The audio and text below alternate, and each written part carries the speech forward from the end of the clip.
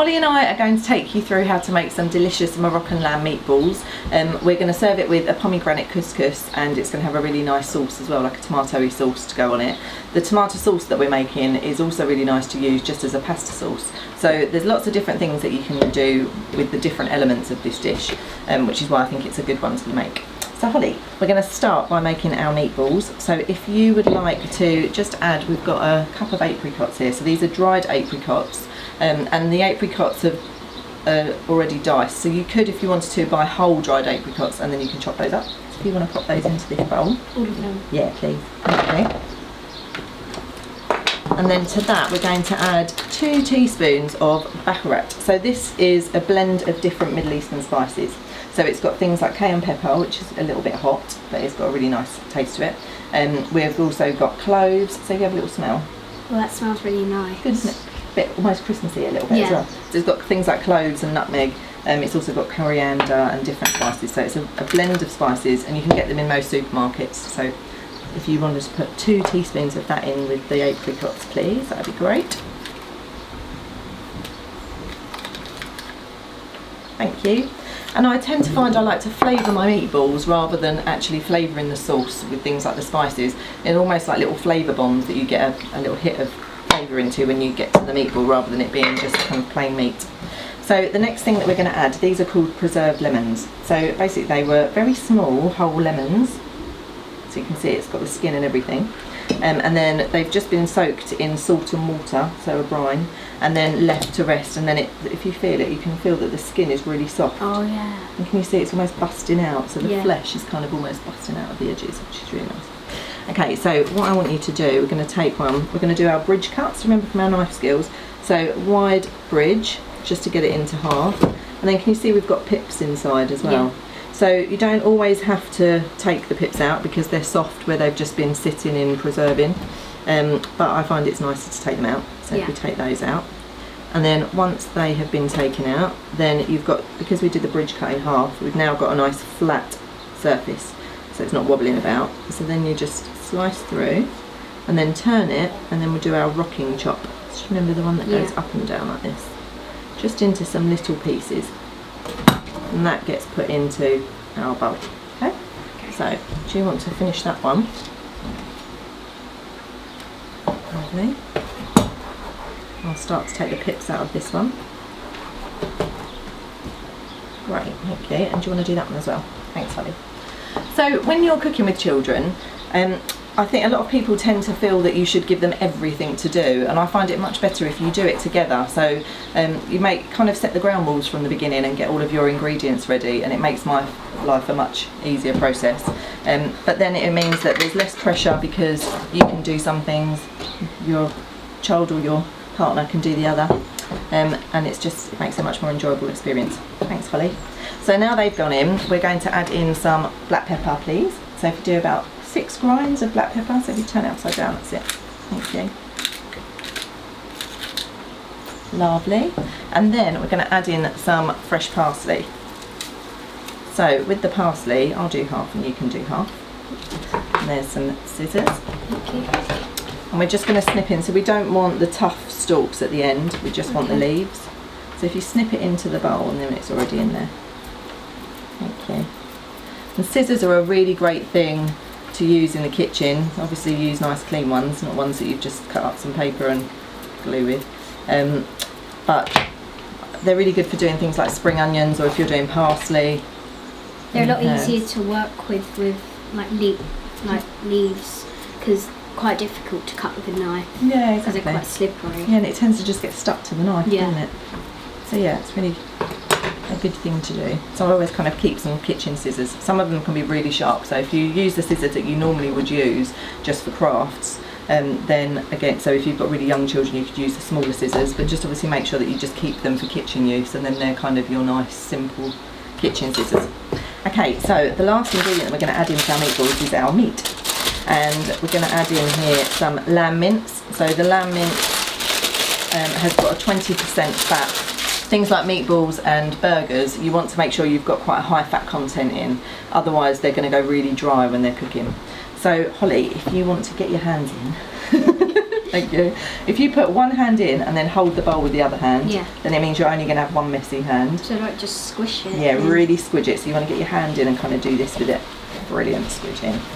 And this is really good for children to do things like squidging or kneading of dough, because it means it starts to build up their hand muscles. So for writing, if you've got things like exams or SATs and stuff coming up, then it means that it's really good to get your hand and your hand muscles strengthened. So you find using them becomes a bit easier. It's very cold. It is, sorry. And obviously dealing with raw meat, you need to be really careful, so no touching your glass or anything like that if you're drinking, Holly. Yeah. And obviously once you've finished using the meat, then just make sure that you go and wash your hands really well with soap and water.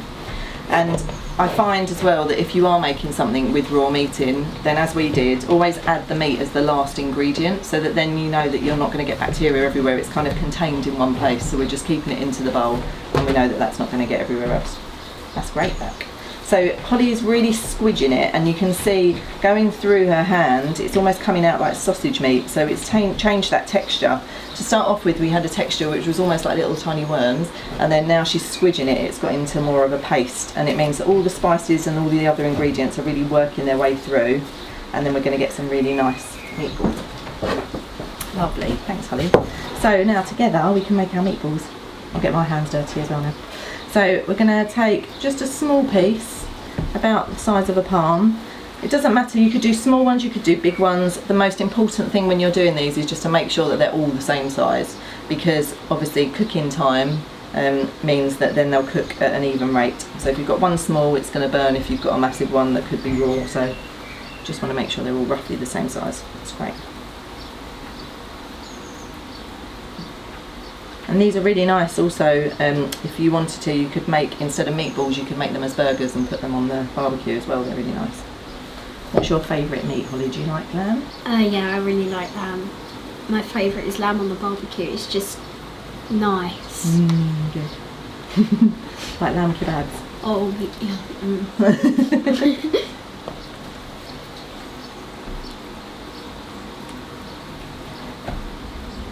So you should get about 12 meatballs out of this mix, and the recipe for this is going to be on the Cooking Shed's website. So if you go to thecookingshed.com and click on our inspiration section, then you'll see the recipe for this there.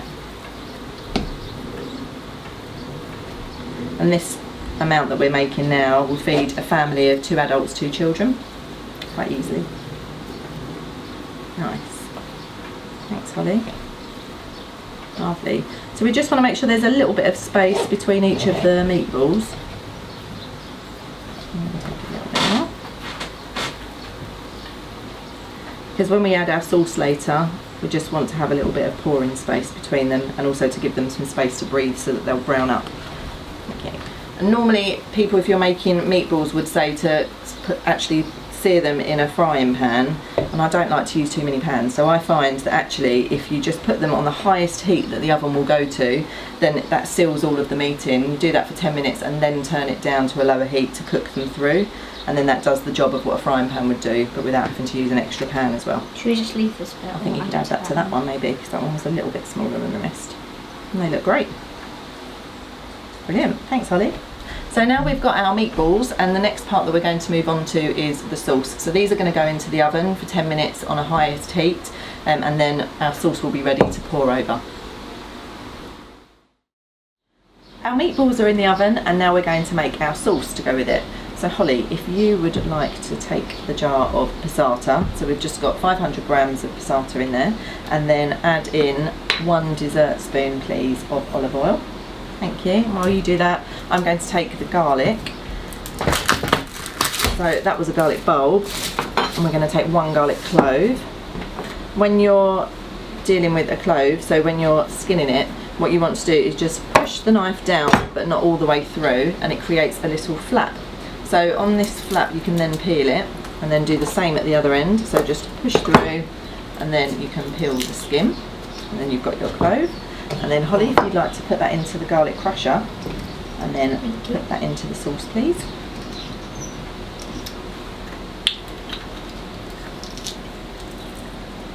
Have to give it a really tight squeeze. So that again is really good for handwriting muscles and motor skills. And if you want to just use the tip of the spoon just to knock it off, that'd be great. Okay. And then give it a little stir. I'm just going to put in some black pepper and then give that all a nice stir up. And that is our sauce. So it's really simple sauce, and as I said earlier, that's really nice to put on pasta as well. And while Holly's stirring that, I'm going to get our meatballs out of the oven so that we can pour our sauce onto them. So you can see our meatballs have crisped up nicely, and we've got some fat in here, so without excess fat we're just going to drain that off. You could keep it in if you wanted to, but it's not really that healthy. And then Holly, if you would like to just obviously be very careful of the dish because it's hot, if you want to just pour that sauce around the meatballs, that would be great. Lovely. Thank you. All of it, pour it all in. That's great, thank you.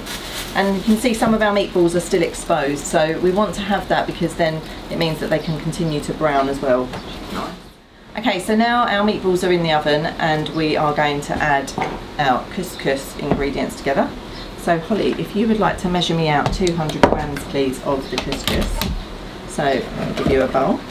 If you press the on button and just make sure that we're on the G for grams.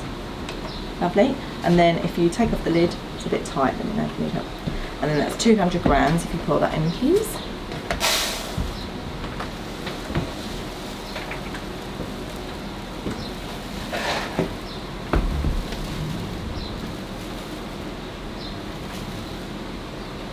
Lovely, thank you. And then I'm going to pour in some boiling water. So the kettle's just boiled, so I'm just going to pour this in. It's about 270 grams, so essentially it just covers the couscous. And then I'm going to pop on some cling film. Couscous is like one of the most easiest, amazing things in the world for lunches, for dinners. Really quick to make. Oh, sorry, I've forgotten. We also need to add in some stock cube. So do you want to just crumble this in? So we're going to just put in half of the stock cube. So you take that and then just crumble it all over. Thank you. And then it's like it flavours it. So if you wanted to, you could just have stock into some couscous, and that's a really nice, just adds a bit of flavour into it. Thank you, Holly. And then give it a quick stir just so it mixes with some of the water. And that'll help our stock cube just to break down. Lovely, we'll leave that to one side. And then while that is expanding, we're going to sort out some flavours to go inside. So if you could take one of the spring onions please, Holly, and some scissors. Thank you. And then we're going to snip off the furry end, because we don't want that, the root. And then we're just going to snip in some little pieces, so if you just do it directly into the bowl. Just want some nice little bits. That's great. And we just want to go up to this piece, which is kind of where it starts to get dark. So sometimes if you look down the middle, you'll see tiny little bits of soil, and that's obviously gritty and not very nice. You don't want to eat that, and it's really hard to get out through washing. So a lot of people don't know where to finish with the spring onion, but it's just as it starts to hit that tube bit at the top. Lovely, thanks Holly. And then the next thing we're going to add is some pomegranate. So we've got our nice pomegranate here. And as well as adding some really nice colour, it also gives little bursts of fruit, which is really nice. So I'm going to break it.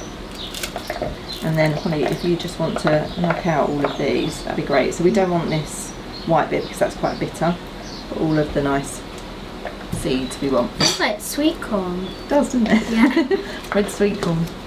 Don't know if that'd be as nice on a pizza. And while Holly's doing that, we've got some Kalamata olives. So you could use any olive, but I find these are really nice because they've got quite a meaty texture. So I'm just going to roughly chop some Kalamata olives to go in with our couscous. Doing our cross chop just to get through them quite quickly. I'm going to add that in as well. Thanks, Holly.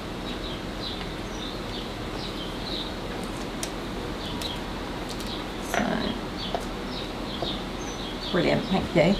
And then if you want to put 6 grinds of pepper in there as well, nice lot of pepper in everything.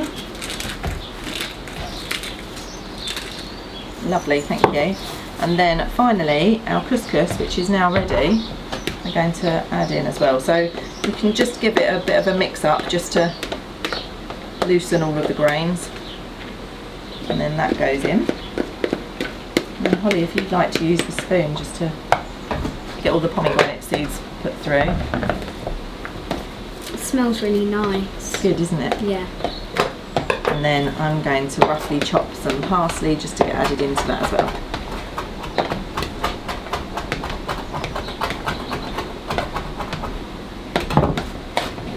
So keep mixing and then the parsley can go through.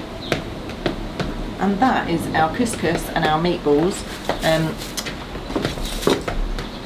already prepared. We're just going to dish some up so that we can have a try. It's really quick as well to make.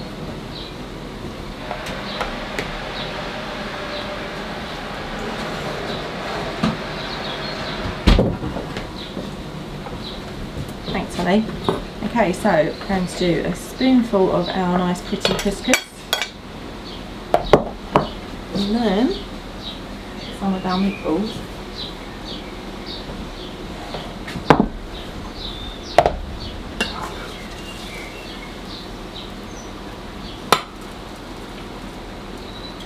And some of the sauce.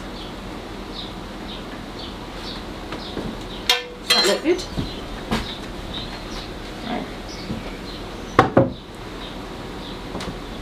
And obviously the most important bit is in the tasting.